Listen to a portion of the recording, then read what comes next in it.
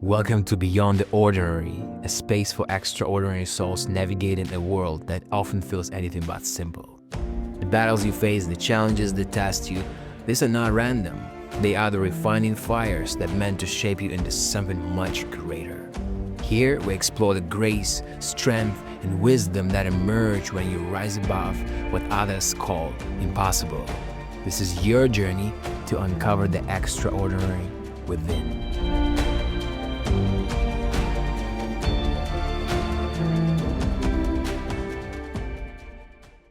Imagine walking into a building you've, trusted your entire life. Yeah. You sit down, the music swells, you close your eyes, and you begin to pray.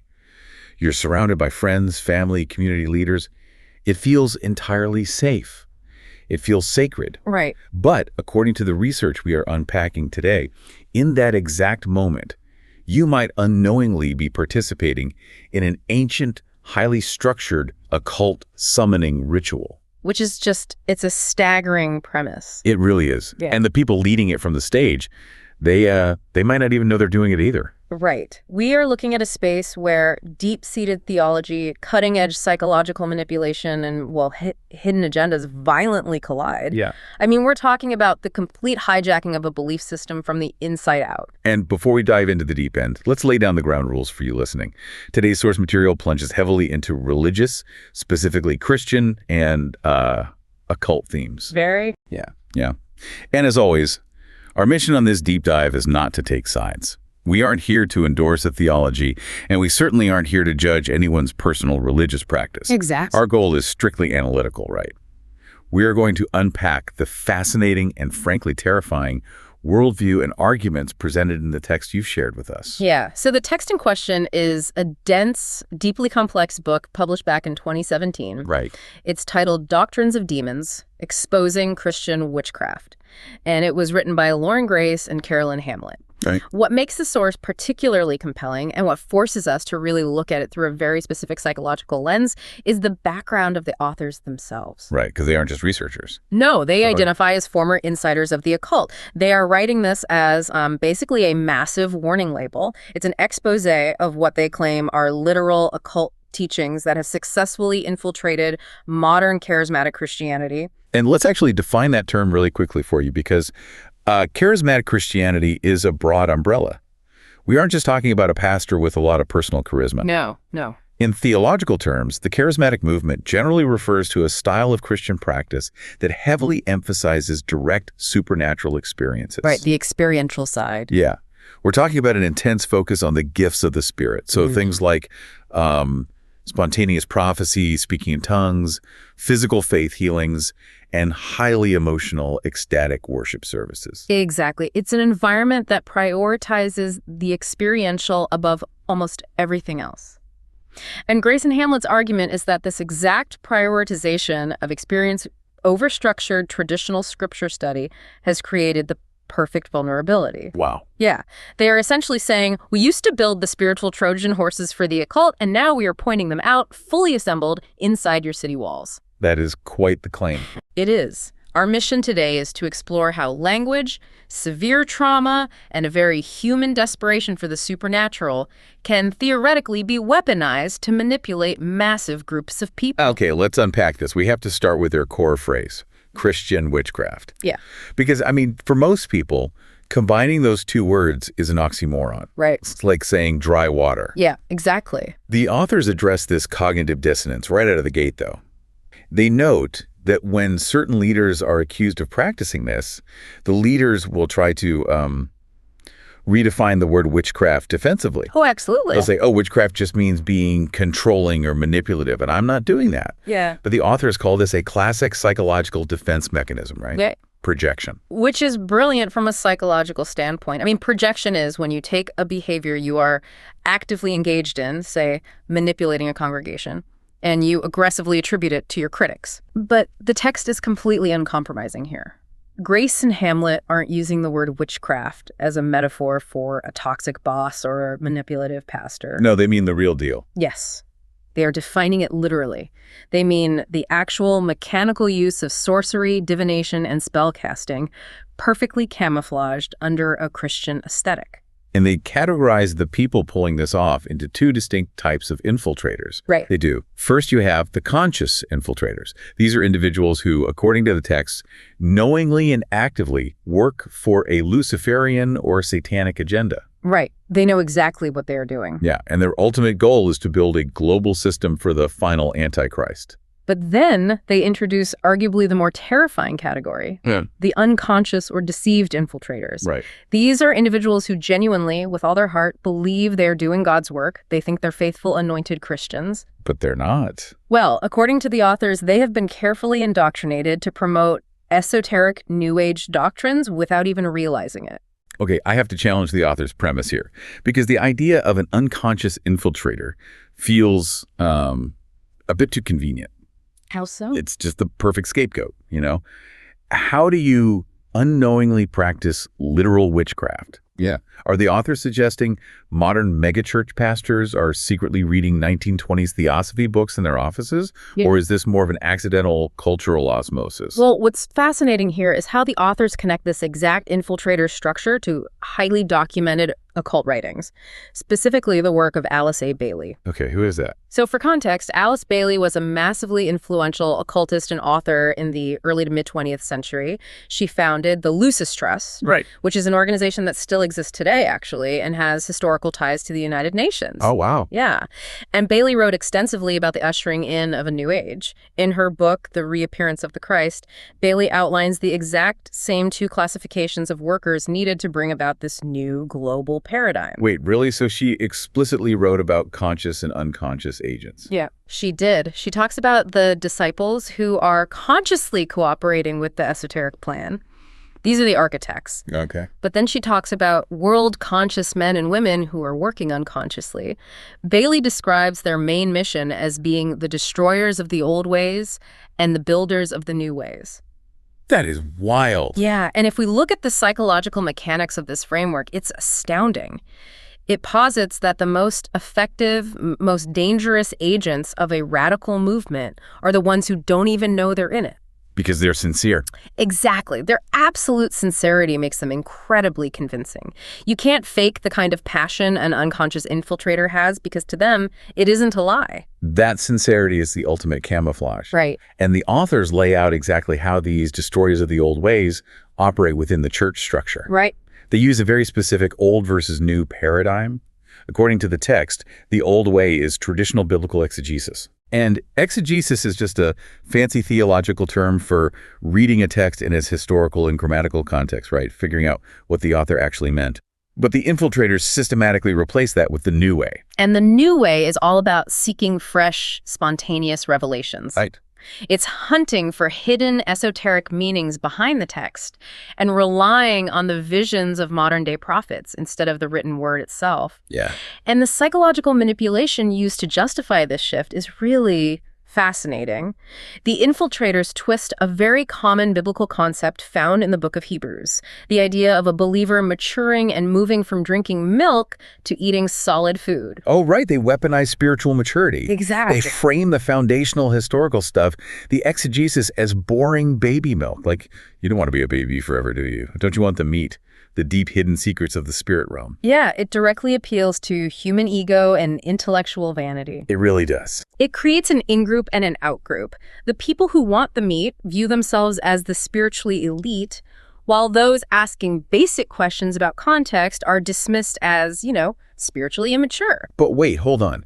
Even if a congregation is chasing meat and fresh revelations, if a pastor starts leading what is mechanically an occult spell-casting session in the middle of a Wednesday night service, wouldn't the alarm bells go off? You would think so. Right. I mean, these are people who read their Bibles. How do these occult concepts actually bypass the critical thinking radar of an entire room of traditional Christians? Well, that is the pivotal question of their entire thesis. The mechanism that allows this to happen is the manipulation of cultural language, or what they call religious programming. Okay. Think about how any subculture functions. Every society, every corporation, every internet forum has social norms and a shared vocabulary, right? Yeah, it's like corporate jargon. If you walk into a boardroom and start talking about synergy or circling back or optimizing bandwidth, nobody questions if you belong there. Yeah. You've used the linguistic key to unlock the door. Precisely. Christian denominations have their own highly specific dialects. The authors argue that infiltrators are trained, whether formally by handlers or informally through cultural osmosis, to perfectly mimic this religious script. Wow. Yeah, and the authors introduce this fascinating concept of religious spirits. In their paradigm, these aren't just vague attitudes. They act as a literal filter and a shield. The shield. They filter out actual truth, and they shield the underlying occult influence, provided the person stays strictly within the boundaries of the accepted local jargon. And the personal testimonies of the authors make this concept so visceral. Carolyn, who identifies as a former conscious infiltrator, talks about how she had to literally train her brain to alter her language to avoid intense inner discomfort. Yes. She found she could not physically bring herself to say the full name Jesus Christ in a traditional sense. It triggered a psychological, a spiritual repulsion. Right. So she found a loophole. She would say Jesus the Christ, or just Christ. Which sounds completely normal to a Christian listener. Exactly. But in her mind, she was intentionally focusing on an esoteric, New Age version of an ascended master, not the historical biblical figure. Yeah. She used the Christian phonetic sound to mask an occult reality.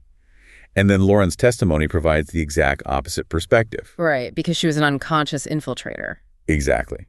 She was raised in a specific, charismatic, apostolic environment. She was programmed from birth with a different script. For her, the programming caused severe discomfort at traditional Christian words like salvation or Holy Spirit.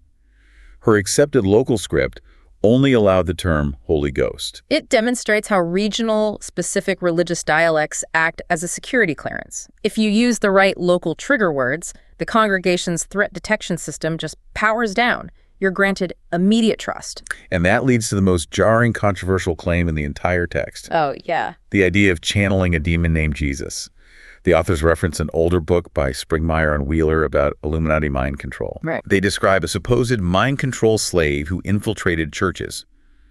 This person would stand at a pulpit and channel a demonic entity whose literal designated name was Jesus. Yeah. Meaning, every single time he spoke that name to the congregation, he wasn't talking about the biblical figure. He was essentially talking to his handler. I know that sounds like a massive leap, but let's look at the underlying psychological mechanism here. This is the ultimate form of linguistic indoctrination. How so? Well, you take a community's most sacred, trusted, deeply held trigger word, and you hollow it out like a pumpkin. Oh, wow. You keep the outer shell, the phonetic sound of the word, but you scrape out all the historical theological meaning, and you inject an entirely foreign occult concept inside it. I still struggle with this, honestly. Claiming that someone saying Jesus is actually channeling a demon named Jesus feels like an unfalsifiable paranoid trap. Sure. I mean, how did the authors, or anyone for that matter, possibly prove intent if the vocabulary is identical? You're right. From the outside, it is nearly impossible to prove intent just by listening to a single word. But that is exactly why the authors argue it is such a devastatingly effective strategy. Because it works. Exactly. The listener's brain hears the word Jesus. Instantly, their critical thinking firewall drops because to them, that word signifies ultimate safety and truth. Right. By hijacking that single word, the infiltrator is granted direct, unverified access to the listener's mind and spirit. If you're listening right now, think about this in your own life, even outside of religion. Think about politics, marketing, or the news media. Oh, yeah. Happens all the time. How often do people use the exact same words?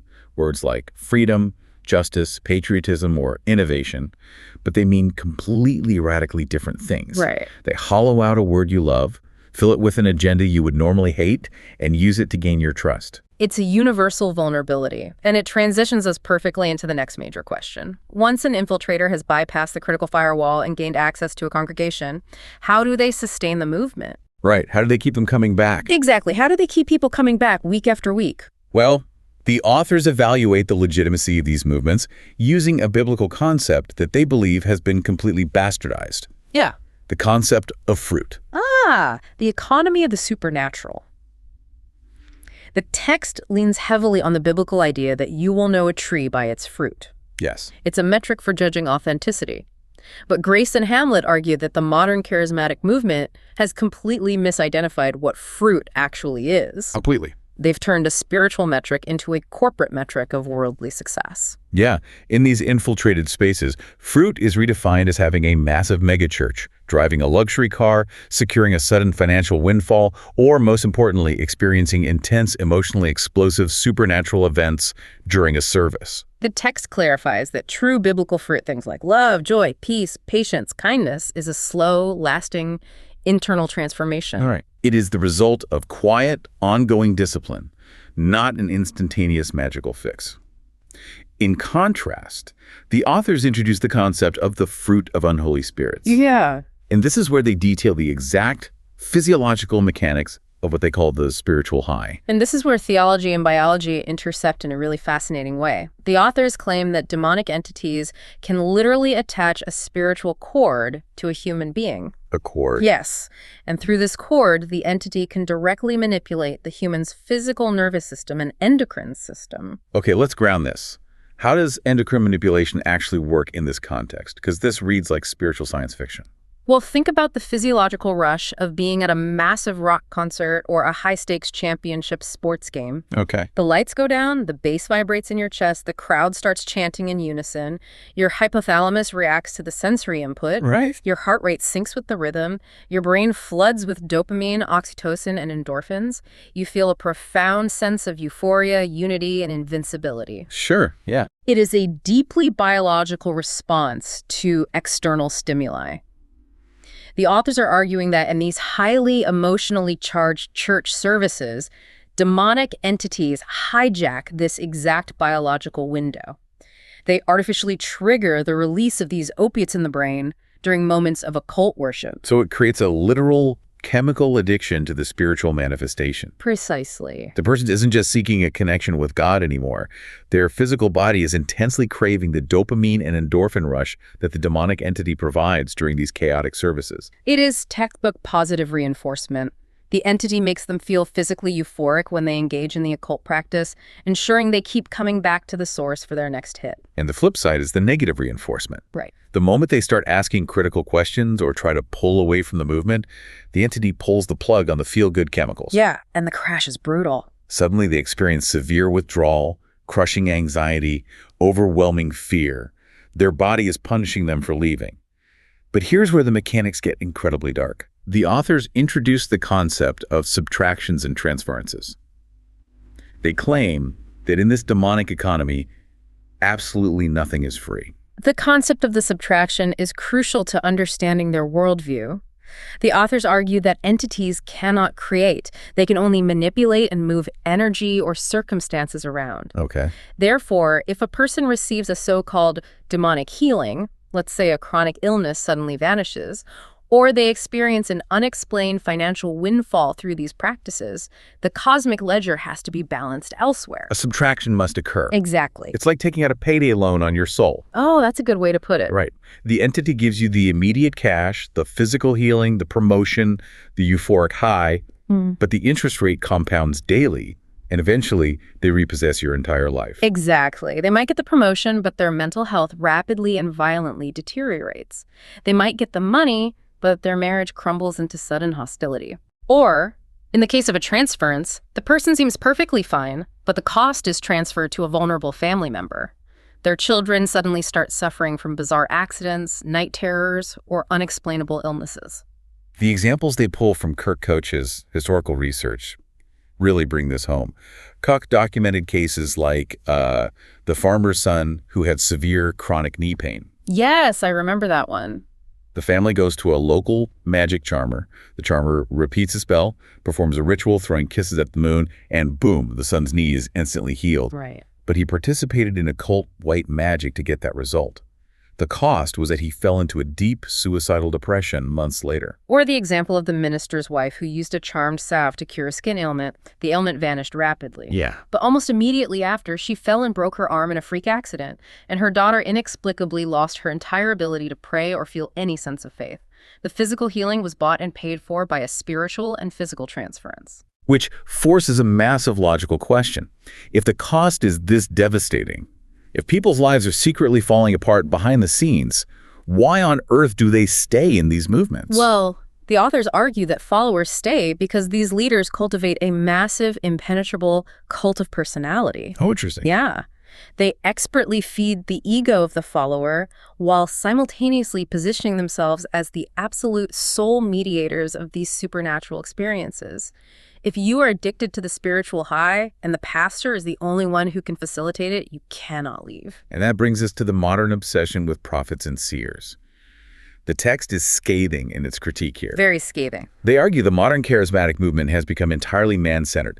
These leaders don't act like shepherds tending a flock. They act like corporate motivational speakers. Right. They are focused on building a global brand, maximizing book sales, and increasing their social media fan base. Grace and Hamlett draw a direct, unapologetic parallel between seeking out modern prophets for life advice and visiting an occult fortune teller. They don't mince words. They label it straight up divination. And divination is the practice of attempting to foretell future events or discover hidden knowledge through supernatural occult means. Wait, prophecy is a massive part of the biblical text. Yeah. How do they distinguish between a biblical prophet and someone practicing divination? The distinction lies in the function and the reliance.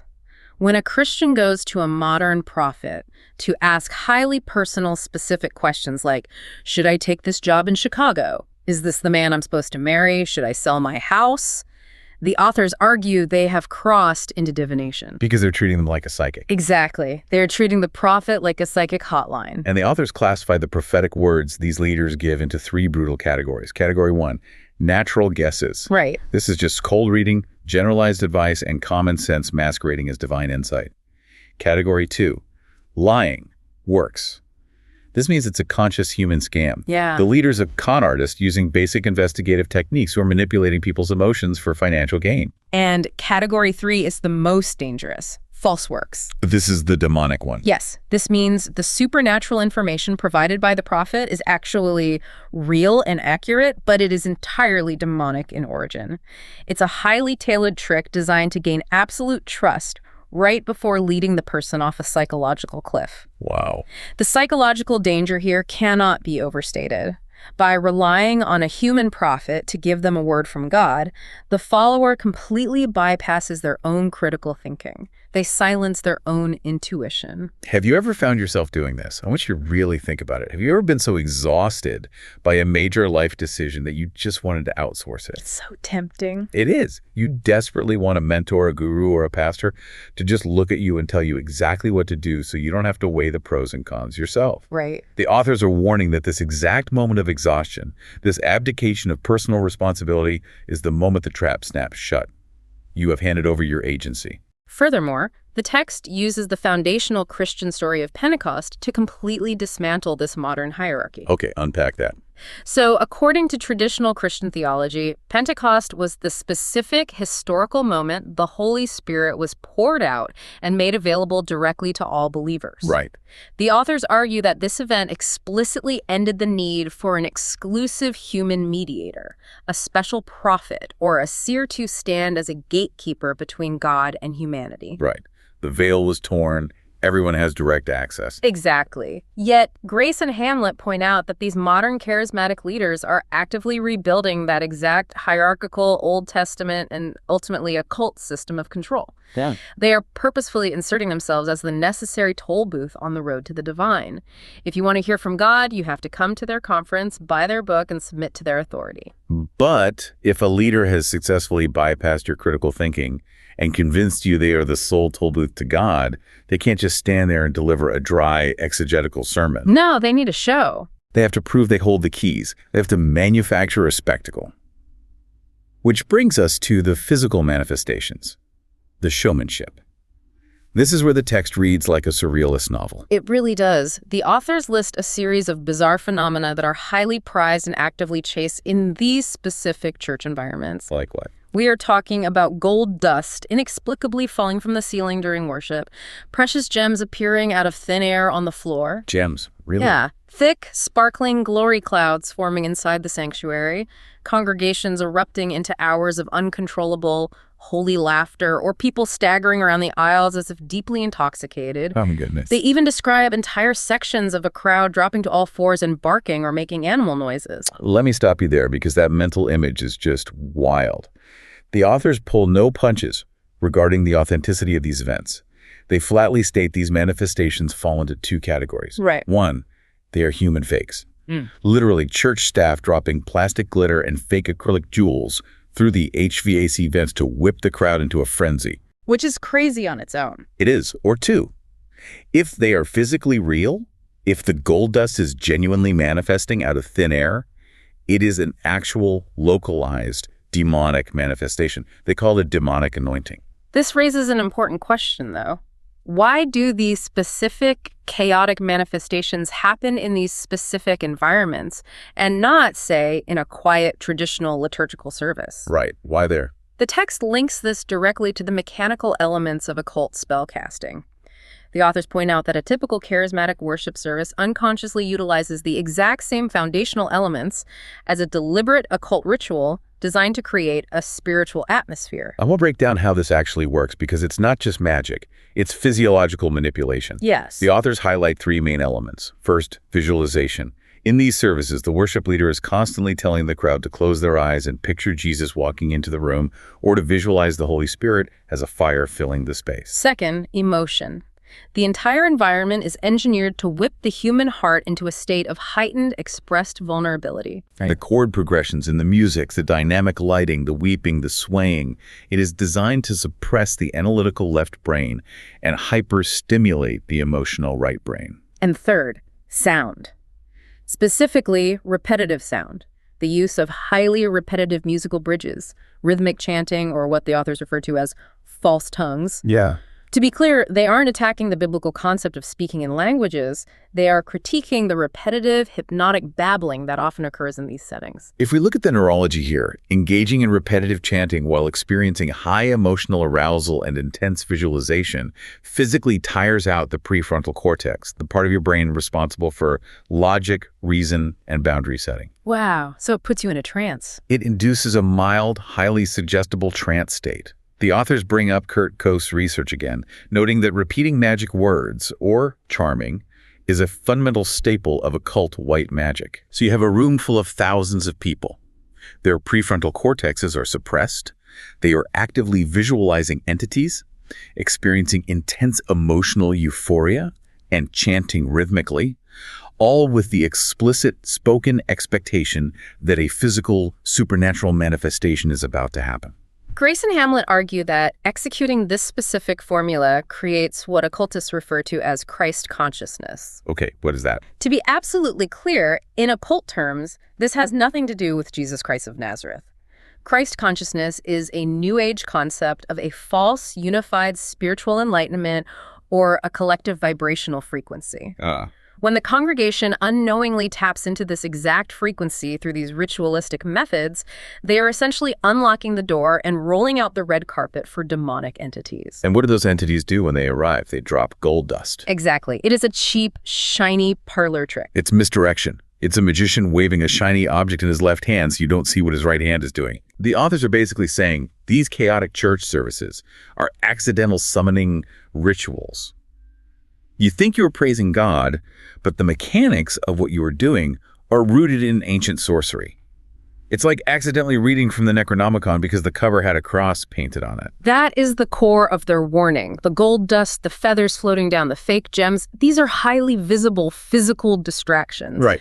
But the true danger, the actual end game the authors are exposing, is entirely internal. The ultimate deception isn't what falls from the ceiling onto your clothes. It's what they try to do to the architecture of your mind. And that brings us to the deepest, most psychologically terrifying part of the text, spirit man theology and dissociation. Yeah. Listeners, strap in, because this is where the deep dive goes from concerning theology straight into the abyss of psychological horror. The authors dedicate a massive, urgent portion of their book to exposing a specific growing trend in what is marketed as deliverance counseling or deep inner healing. This counseling trend is built upon a fringe doctrine known as spirit man theology.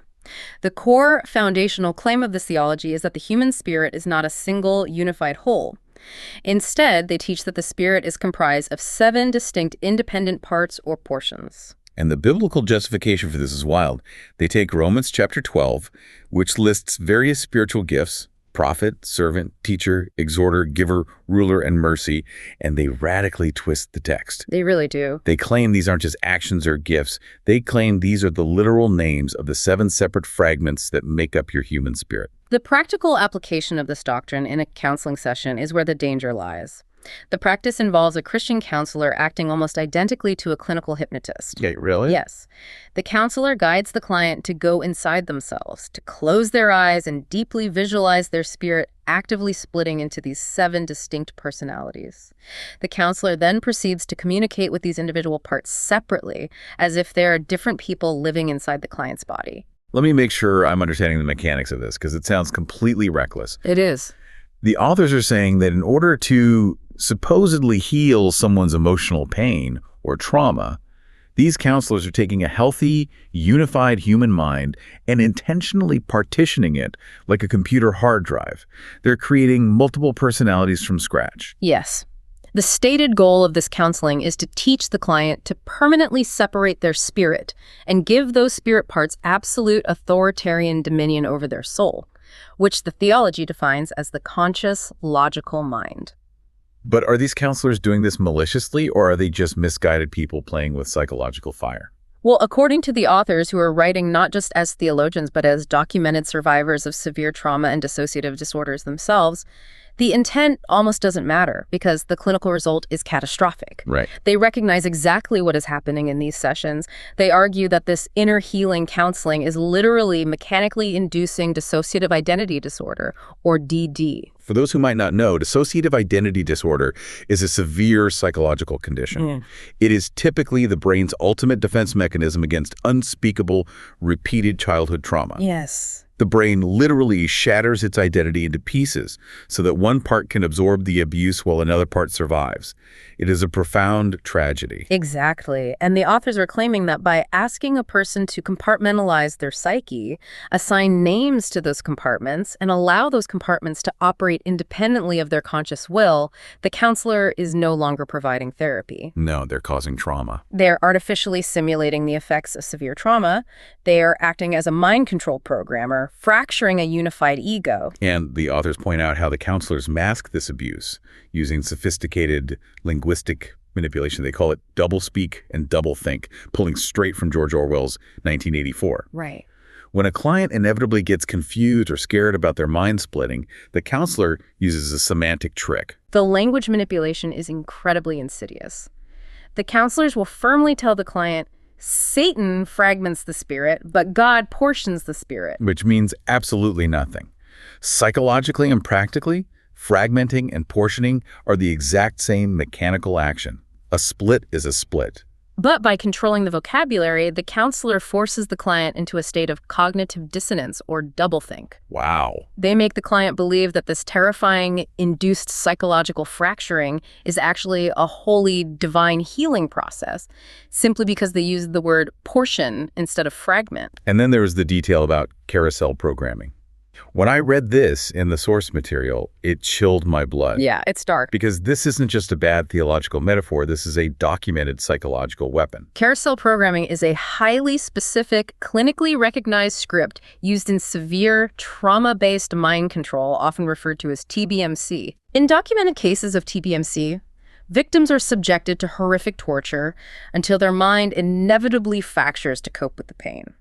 Once the mind is shattered, the abuser or handler programs the victim to visualize their different alters, their different personalities, sitting on a rotating carousel inside their mind. Oh, my word. When the handler needs a specific personality to front and take control of the body, they tell the victim the carousel is rotating, and that specific alter steps off. It's a mental filing cabinet system for a shattered mind. And the authors claim that these Christian spirit man counselors are teaching their clients, who often have no background of severe trauma, to visualize this exact same carousel. Yes. The counselor tells the client to put their 7 newly created spirit parts on a rotating carousel, so the right part can take the lead when a specific situation arises. They are literally downloading a known military-grade mind control script into the brains of their congregation under the guise of deep spiritual healing. If we step back and look at the clinical, real-world result of this practice, the devastation is total. The authors warn about a specific unbreakable trauma bonding occurring between the counselor and the client. How does that happen? Think about the mechanics. The counselor induces a profound spiritual and psychological trauma, the artificial splitting of the psyche. This inevitably causes severe upheaval in the client's life. Well, of course it does. Their brain has just been partitioned.